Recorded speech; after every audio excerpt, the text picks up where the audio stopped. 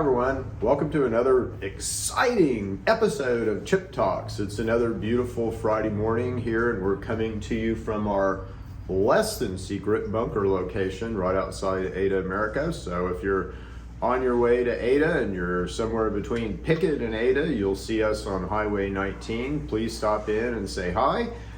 See what we do, see what we're all about. We'd love to have you in here. We will serve you some good food. We'll talk to you about your health.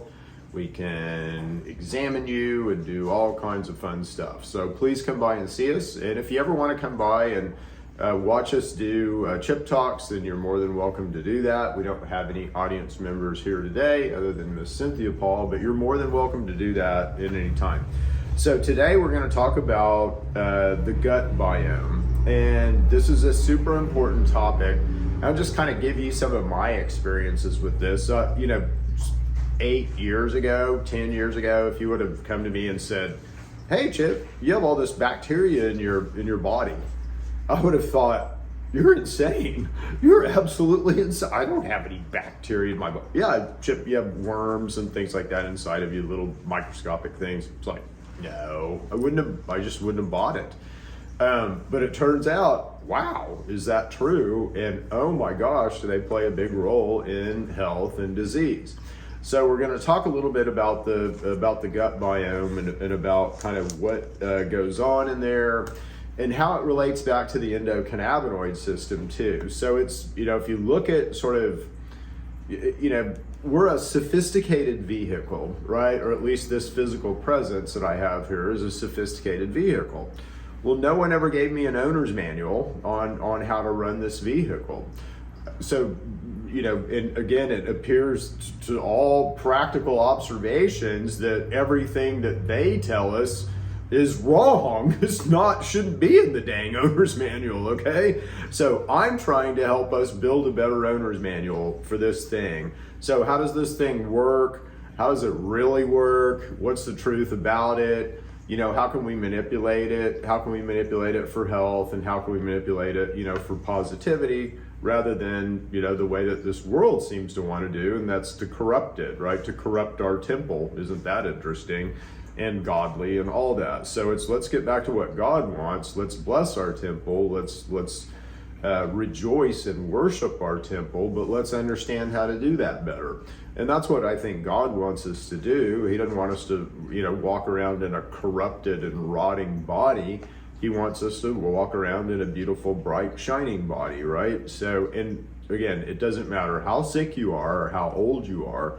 We can all get to that bright, shiny, kind of new body, if you will. And certainly every cell inside of you will regenerate. I tell this story every day, so I'll tell this story to you guys. I've probably told it before, but every cell inside of us is always striving toward perfect health, okay? Always striving toward perfect health. You're just a collection of cells. We're just a system of cells. So why aren't we striving toward perfect health? Because we should be. Most of us do this, right? Why? Well, that's what we study here. That's what I'm trying to tell you about. So there's a lot of reasons to the why, but most of the reasons are self-inflicted, reasons. There's a lot, there is no magic pill, there is no magic bullet other than nature and the, system of that God sort of built for us out here in nature. But that is our magic bullet, honestly. But it takes a tip to understand that. And we've got to kind of understand how that interfaces with us and how we can use nature and how we can kind of use it to help our health. But the biggest thing is just our behavior, okay? So there's so much stuff that you can help yourself with by just changing behavior. But, no one's going to change behavior without education. And so that's what we're going to do, is educate you a little bit. So let's talk a little bit about the gut microbiome. And again, you've got critters inside of you that are trying to help you.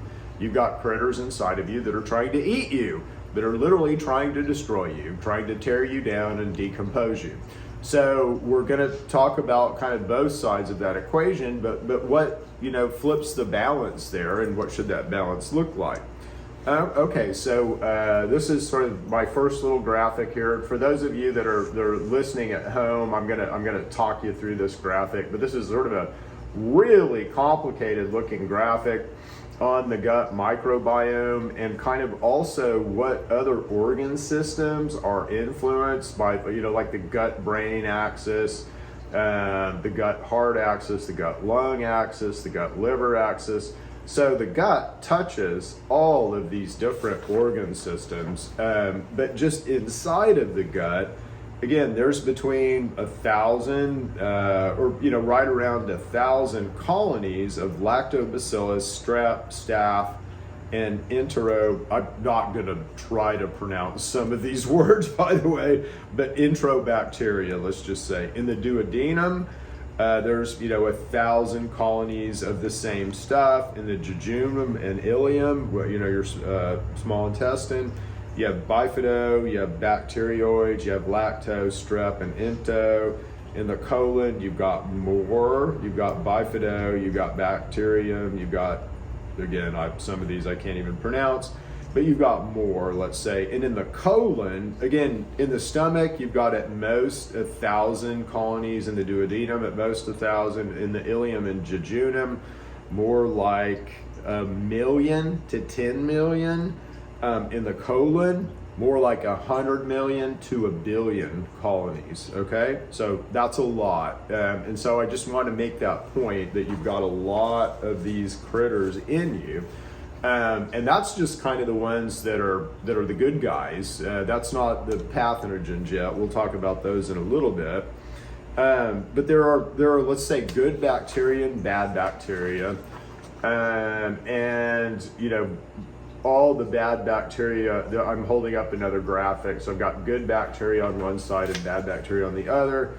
And the good bacteria on this slide, at least, are Lactococcus, Lactobacillus, Strep thermophilus, Propionibacterium, and Bifidobacterium. Again, okay. And then there's bad guys on this list: Salmonella, E. coli, Staph, Clostridium, and Campylobacteria, Pileobacteria. I wonder if that's H. pylori.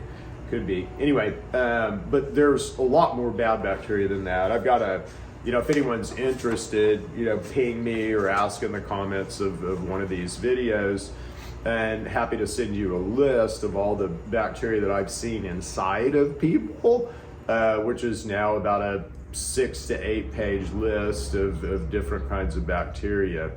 And it's really interesting how the pathogenic bacteria work, and we'll talk about that kind of at the end, and what these good guys do versus the bad guys. So the next graphic I want to talk you through real quick is just the biome and its role in health and disease. So I've got a picture of a little gut here, and then I've got a bunch of, kind of cause and effect arrows that I want to talk you through. But, so the inputs that are negative, if you will, are anything that changes pH. So if you like Coke and Pepsi, you're changing your pH. Sodas alter your pH in your gut biome, and that's a bad thing. Will cause negative consequences with your gut biome. If you eat too much protein, so if you have excessive protein consumption, that's probably me, by the way, but if you eat too much protein, again, that's going to disrupt your gut biome. If you have a high input, and this is the worst one, honestly, if you have a high input of processed sugar, or you have a high input of fructose, that is really going to mess up everything in you. Think about this. If we understand like the difference between a deer in the wild and a deer in captivity, right? And we know that a deer in the wild, they don't get sick. They don't get sick at all.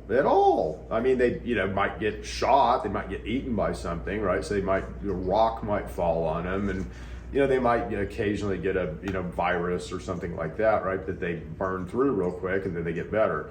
Well, you bring that same deer into captivity, and it'll get sick, it'll get all cancer, it'll get all kinds of stuff. Well, why? It's because of diet, right? So that deer knows what to eat out in the wild, and we're trying to feed it what we think is best for it, in captivity. So that's really the difference. Well, think about this. What if we were in the wild? Humans in the wild, right? So we don't have access to any of the processed stuff. Well, what would we eat? Well, again, we'd eventually figure it out and we'd be able to eat, stuff that's growing and, God's system, let's say, of medicine we would be eating from. But we would not be eating excessive amounts of fruit. Fruit only grows, for a certain time of the year, right? Fruit's only accessible and you can't really store fruit. It goes bad, right? So you'd only be eating fruit about 2 or 3 weeks out of the year. Well, think about how much fruit we eat now, and I'm going to fructose and how bad this is, right? And fructose is in everything. So it's just like we're constantly consuming fruit all the time, and that's not good for us. We're not like, even though they want you to think we are like a monkey, we're not like a monkey. We cannot do that. You're not built that way, okay? The other thing, that you're built as a fat machine. So we're all built as this big fat machine, and I'll talk more about that in a second. But we're not built to just handle one kind of fat. And right now in our diet, we have a bunch of saturated fat. So that's another little input arrow in the graphic here, is saturated fatty acid intake if we're eating too much saturated fat. And then the other thing that will really mess up your gut biome is antibiotics. So that is a disruptor. And again, why? These bacteria, a lot of these bacteria that are in our gut microbiome and in our colon and in our digestive, they kind of hold back pathogens, all right? So we all get, if you touch your skin and go like this, you're getting exposed to all kinds of pathogens, believe me. So we're all exposed to all these pathogens all the time, and they get in us. They definitely get in us. By pathogens, I mean viruses, bacteria, funguses, parasites that are bad for you, that are going to hurt you. And we all get exposed to these all the time. And it depends on our immune system, which we talk a lot about with intermittent fasting, as to, how we can defend ourselves. But it's really all about our immune system, because we're going to get these guys in us, and it's just whether they take hold or not. So we need to understand our immune system, and we need to understand our immunity, and this gut biome is part of that, all right? So the gut biome will help us hold these guys back and basically keep them at bay and keep them neutralized, right? So you may have TB, you might have typhoid fever. I see typhoid fever in a lot of people, believe it or not. You might have typhoid fever, the bacteria that causes typhoid fever. You don't necessarily have typhoid fever. And I think it's a fungus, really. I can't remember. But anyway, you may have that guy. But that guy may be latent. So he may be just sitting there hanging out, and your gut microbiome is kind of holding him back. Well, guess what happens when you take antibiotics? You don't kill that bad guy. You kill all the good guys. They go away. And guess what that bad guy can do now? He can party. He can party on, Wayne, and that's what he does. Boom, he explodes. He takes off, and now you get sicker when you've taken antibiotics. And that's what happens to a lot of people. And that's why this is so important to understand. Again, what do you do in that? Chip, what do I do? I'm sick. I've got to have my antibiotics. Well, you go to nature. And again, there's so many good antibiotics in nature that are built to work with your biome, like oregano, like apple cider vinegar, okay? Apple cider vinegar, probably the most powerful antibiotic on the planet, all right? Okay, so this is another pretty important one. On the one side here, we have gut homeostasis, which means balance, so a balanced gut. And on the other side, we have dysbiosis, which means disbalance or disruption. So let me kind of talk you through this. And again, if you're listening at home and not looking at this, you've got a nice pretty slide on one side that's your balanced slide, and then on the other side, it's completely disrupted. Why? Well, what happens is you have got an antibody called IgA, okay? IgA is what helps protect your mucosal layer. There's lots of things that will mess with IgA, but if you don't have enough IgA, then you're unprotected. Your shields are down. You're gonna get things in you, and you're gonna begin to get bacteria that attach and get under your mucosal layer. When that happens, they're gonna pry open your gut junctions because they wanna get in your blood and they wanna move around, because that's what they do, right? So if I'm a bug, I wanna set up a little fort, I wanna protect myself, and then I wanna proliferate, I wanna move around, right? And how do I move around? Blood and lymph, blood and lymph. So again, I want to open up the gut junctions there, and I want to get in your blood system. And again, I want to defeat your immune response once I get in your blood system. So that's the way that these guys work, but they can't work if you've got proper IgA. How do you have proper IgA? Again, a non-disrupted gut biome. So if you're throwing a bunch of sugar in there, and a bunch of saturated fat in there, and a bunch of pop, again, you're going to have a disrupted gut biome, and you are going to suffer the consequences of that. It's just that simple. Okay, and again, everything can be in moderation, and there's lots of, I'm not trying to deny anyone their, good stuff, right? I remember I thermal imaged a guy, right? And this guy was pretty much addicted to, I can't remember what it was, Pepsi, I think. We'll go with Pepsi. It might have been Dr. Pepper. But he just drank it all the time. He drank it, he didn't drink water. He drank Pepsi or Dr. Pepper or whatever it was. And this guy was super sick and super inflamed, and he wouldn't stop drinking the pop. Oh, yeah, okay, it was Mountain Dew. My producer says it was Mountain Dew, and that's what it was. So, but anyway, it's, that's, if you want to really screw yourself up, drink a lot of pop. And again, I used to drink a lot of pop. I'm guilty as charged. So, all right. So this is a pretty complicated slide that I'm showing. I'm gonna walk you guys through this. But this is a slide from a paper by a guy named Damasio, and this is the crossover between the endocannabinoid system and the gut biome. And this is why why do CBDs help with the gut? Well, this is why. Why do other things that touch the endocannabinoid system, like turmeric and like sage and like ginger, and why do those things help with the gut? Well, this is why. This is because of the endocannabinoid system's role in how you're regulated and how you regulate this whole soup of a gut biome. So let me tell you what happens, and this is so cool, and it's also so really godly, okay? It's just because we're a machine. Again, we're a really sophisticated, but also kind of simple and logical machine in the way that we work. So the way that we really work and what we're really designed to do is eat fat, all right? But it's gotta be balanced fat. It can't just be saturated fat. You have to have monounsaturated fat, and you have to have polyunsaturated fats. And we do need some carbohydrates, but again, you're mainly a fat machine. So that's kind of the way that you run, because you're optimized around fat. And what happens when we eat these fats, and there's actually 9 fats, there's several different saturated fats, there's oleic acid is mono, several different O3s, and 206 is arachidonic acid, I guess, is considered an O6. So anyway, but as we eat these fats, and again, they're in pretty much everything that we eat, what happens is our body is designed to basically break everything apart and look at amino acids, carbohydrates, fats, and glucose and electrons, okay? So in your gut, you're trying to break everything apart into sort of those rough categories. But the biggest category is fat. And literally, as you eat, there are 9 different types of fats that'll do this, but as you eat, and as those fats hit your intestinal lumen, you build endocannabinoids, okay? Endocannabinoids are built from the fats that we consume, not from cannabis, all right? Let's just get that out of there. Cannabis can affect the system, but endocannabinoids don't come from cannabis, they come from fat, all right? They come from fat. So as we eat these fats, again, we build these 9 endocannabinoids.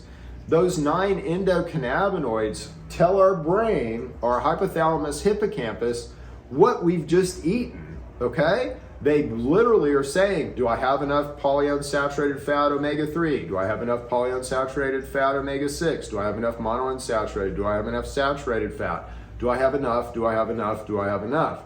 And if you don't have enough, you set a deficiency state.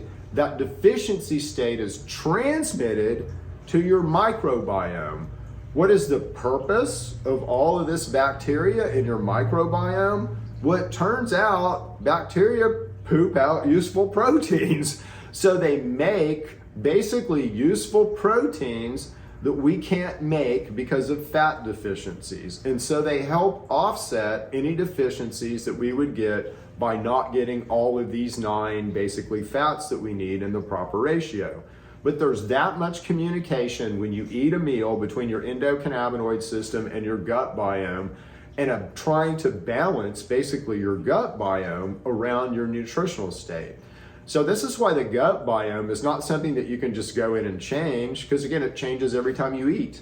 Every time you eat, it gets rebalanced. And again, understanding that is super important because you can use that information to improve your health just by changing your diet. And this is why dietary changes work and why they're so important. But again, we have to be properly informed, and there's so much chaos and confusion out there about this. It's unbelievable. But again, my job for you guys is to try to boil this down, make it super simple, make it super understandable, and make it logical where you understand it and kind of consume it. So anyway, we eat these fats, it's not, hamburger, right? So hamburger has saturated fat in it. And again, that is one part of the equation, but there's 8 other parts of the equation that we need, okay? So we have to balance those fats. And again, where does, a lot of these things come from? Seeds, nuts, not really from meat, okay? But seeds, nuts, some carbohydrates have, some saturated fat, some fats in them. But carbohydrates are really more a source of vitamins, okay? So vitamins and fiber, some glucose, right? But again, you notice you don't run on glucose. Glucose is an important part of how you run, but you can, real quick, and again, when you read about how you work, you're gonna see all this stuff about glucose. Let me tell you a little secret, a little thing that they won't tell you, but that's super important so that you understand how important fats are, okay? Because you're gonna read all this stuff about glucose and fats, saturated fat, bad for you, bad. They paid people in the 50s to tell you this, to lie to you, scientists. Roger Adams is one, the guy that characterized everything about the endocannabinoid system. But anyway, so what should you do and what should you eat? Okay, well, glucose, all right? So if you begin to fast, so I'm gonna start fasting right now. Within 48 hours, you burn through all of your circulating glucose.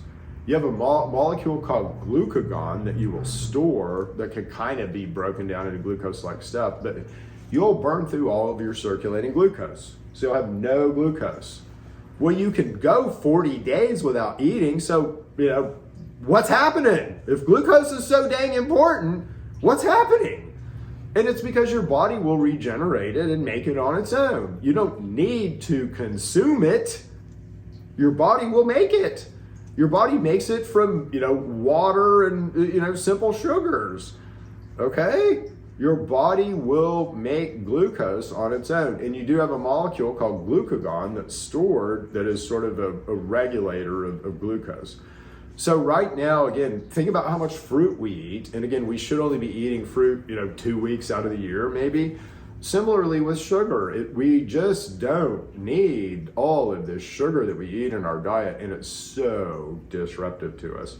Okay, so preaching off, turn that off. But again, that's one of the biggest things that we do, and I, do it to myself. I probably ate sugar last night. I ate some kind of chocolate chips or something, I'm sure. Although chocolate chips have a lot of good fat in them, but anyway. So the gut biome, though, is related to diet. And again, when you eat, I'm going to cheat tonight and I'm going to eat a piece of cake. Well, when you do that, you affect your gut biome. And again, it gets disrupted, right? When you go back to eating sort of the way that you should eat, again, it'll come back into line and kind of back into normal. So that is it on the gut biome. If you guys have got questions, feel free to hit us up at Chip Talks or in the comments or anything like that. If you got ideas for what you want to hear about in the future, happy to do this. We can do more of a deep dive on the gut biome. Always happy to do this. There's way more here. Oh my gosh, is there way more here? But when we get into actually talking about digestive fluids and how they're regulated and all that. But it all comes back to the endocannabinoid system, which is kind of cool. Anyway, see you guys. Love you guys. We'll see you next week. on another exciting version of Chip Talks. Bye.